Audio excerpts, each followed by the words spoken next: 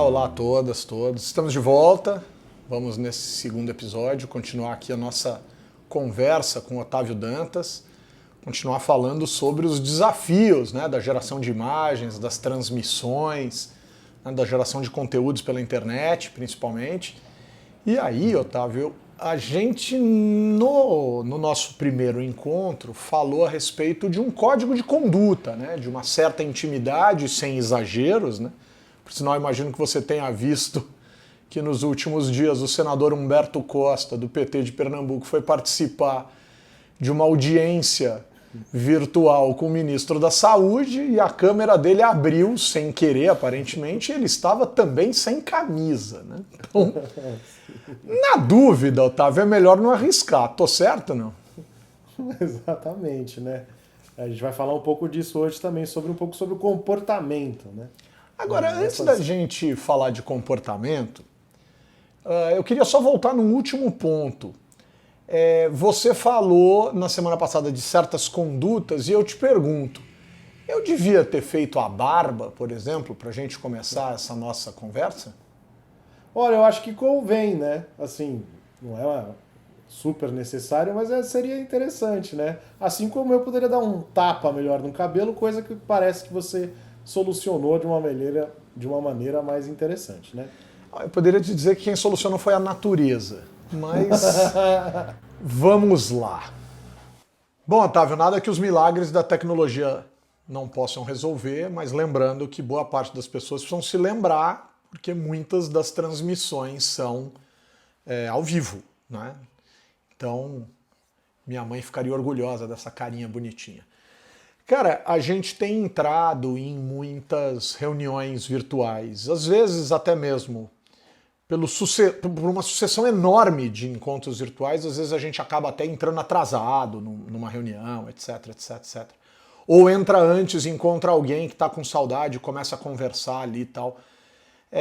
Assim como a gente falou de uma conduta mais individual, no sentido de cuidados que a gente precisa ter, eu queria te ouvir um pouco, Otávio, sobre também os cuidados coletivos que a gente precisa ter, né? Quer dizer, como é que a gente entra numa reunião, como é que a gente entra num meeting aí, enfim, como é que a gente adentra nesse espaço? Humberto, exatamente isso. Quando a gente tem mais pessoas na sala, né, fazendo o meeting ali, a live, é bom lembrar de algumas coisas. Então, eu vou lembrar do esqueminha básico, assim, a gente está falando sobre comunicação. Um emissor, a mensagem e um receptor, né? Para isso eu lembrei de uma frase famosa aí de um pensador que fala assim: uma boa história, ela não começa com um bom narrador, e sim com um bom ouvinte. Então, eu diria que a primeira coisa é responsabilidade sua saber onde estão dois botões importantes. Cada plataforma tem esse botão em um lugar diferente, que é o botão de mutar o seu áudio, né? Ou seja, você pode ouvir a pessoa, mas tudo que você disser a pessoa não vai ouvir. E a mesma coisa para sua câmera. Eu acho que isso seria a primeira responsabilidade, é você lidar com isso. Entre numa reunião, se você não for o anfitrião, né? Entra numa reunião já mutado. Porque a reunião já pode ter começado e rola aquele famoso assim, o cara já tá dando uma palestra, alguma coisa, todo mundo ouvindo a pessoa e rola o oiê! Aquela coisa insuportável no meio da reunião, né? Então, escutar é uma coisa, né, fundamental dentro da comunicação.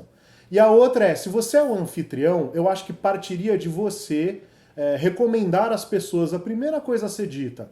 Olha, por favor, vocês podem mutar, né, o canal de áudio de vocês para que eu possa falar, porque às vezes a pessoa está falando e alguém esqueceu o canal de áudio aberto, a pessoa está falando e você fica escutando a criança na casa da pessoa, o avião passando, e várias outras coisas que não interessam naquela conversa. Então acho que isso é uma das coisas principais. Por favor, seja responsável pelo seu botão do mute, né? Então, eu queria te perguntar uma coisa sobre o botão do mute. Algumas plataformas, quando tem muita gente, ela já te coloca na reunião mutado. Isso é legal. Mas o que você está dizendo é que é muito importante que a pessoa que está entrando preste atenção nisso. Aí você colocou uma coisa importante que é o sujeito que é o responsável pela reunião, o anfitrião, ele tem alguns poderes, digamos assim, dentro da sala, maiores que os dos outros, em alguns casos, e em algumas vezes as salas dão poderes para todo mundo. Mas é deselegante que o anfitrião ou mesmo os colegas mutem a pessoa que entrou e não percebeu que está fazendo barulho, ou não percebeu que está com o microfone aberto? É deselegante isso ou é uma coisa com a qual a gente tem que se acostumar e, obviamente, aceitar que a gente cometeu ali uma pequena gafe? Eu acho que seria imprescindível, na verdade, para a gente já criando esse hábito mesmo, né? De novo, a gente está tratando com uma plataforma, com um jeito de se comunicar que a gente não fazia antes e que, de novo, recorre nesse problema do público versus o privado, né? E muitas pessoas ainda não sabem lidar. Por sinal, muitas pessoas não sabem onde está o botão do mute. Não custa nada ao anfitrião avisar no começo. Olha, é importante que todos fechem o seu canal, de repente levantem a mão se precisar fazer uma pergunta. Algumas plataformas já tem até um botão levante a sua mão, né, para fazer uma pergunta. Eu acho que assim a coisa se organizaria de uma maneira melhor, porque eu já entrei em muitas lives que era impossível ter qualquer tipo de comunicação. Eram ruídos e mais ruídos e ninguém conseguia se entender minimamente. Eu participei dia desses de uma reunião numa plataforma que eu sinceramente não conhecia, que tinha esse botãozinho do levantar a mão, inclusive aparecia a ordem de quem tinha levantado a mão. Achei extremamente civilizado, de muito bom gosto esse instrumento nessa plataforma, porque por vezes a gente acaba usando aquele chat, né? Porque todas essas plataformas normalmente tem um chatzinho que você pode digitar e a pessoa fica eu gostaria de falar, eu gostaria isso, aquilo, tal, não sei o quê. E às vezes vira um pouquinho de bagunça também. Mas eu queria terminar esse nosso encontro, Otávio, com uma pergunta para você, porque você nos falou de 2 botões e a gente explorou muito fortemente um deles, que é o botão do som. Mas nós temos também o botão da imagem. Por vezes fica a sensação, em algumas reuniões, que todo mundo desliga o botão da imagem, talvez por conta da banda, talvez por conta aí do peso da internet, coisas desse tipo e tal, mas às vezes dá a sensação de que a gente está falando sozinho, e eu já passei por algumas situações do tipo chamar e o fulano não atender, sabe? Que horas é a hora de desligar a câmera também? E o quanto que é importante você, com a câmera ligada, demonstrar para o seu interlocutor que você está minimamente ofertando a ele a atenção que ele desejaria que fosse ofertada? Uhum. Olha, como eu disse, acho que numa comunicação tem que ser, até a gente vai falar um pouco mais disso no outro vídeo, tem que ser olho no olho, né? Eu olhando para a câmera. Eu acredito que quando a gente olha para a lente, a gente está emprestando a nossa atenção para essa pessoa. Então, o que você puder colaborar, né, mostrando que você está ali disponível para a pessoa, para o interlocutor, eu acho mais interessante.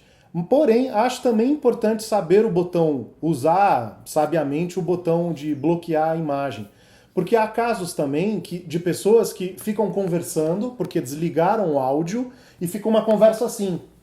E você falando e a pessoa em outra, que eu também acho esquisitíssimo. Às vezes pode ter entrado alguém, né, no seu recinto, você está na sua casa e você bloqueia ali seu vídeo para falar alguma coisa, né? Se for uma coisa muito rápida, talvez nem bloqueie, mas ou isso, você precisa levantar para fazer alguma coisa, aí eu acho que convém a gente bloquear rapidamente o vídeo, mas se não, acho que isso aqui é a coisa mais importante, o olho no olho, mostrar que você está ali realmente, alguém está falando com você, né? Afinal de contas, nada pior do que você falando numa reunião e a galera assim, né? Exatamente. É horrível. O cara...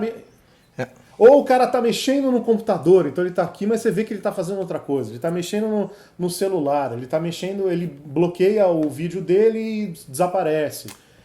É uma questão de comunicação, como eu falei lá no começo, né? Tem um emissor, uma mensagem e um receptor. E acho que essa é uma teia mesmo, né? Uma rede ali sustentando aquela conversa. Eu achei que eu fosse só fazer as perguntas, mas acabo de aprender que por vezes as minhas atitudes perante o computador podem prejudicar a pessoa que está falando.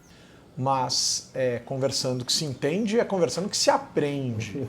Eu tenho um conhecido que dia desses, com a câmera desligada e com o som desligado, foi lavar louça e deixou o seu celular cair na pia, dentro de uma frigideira cheia de gordura.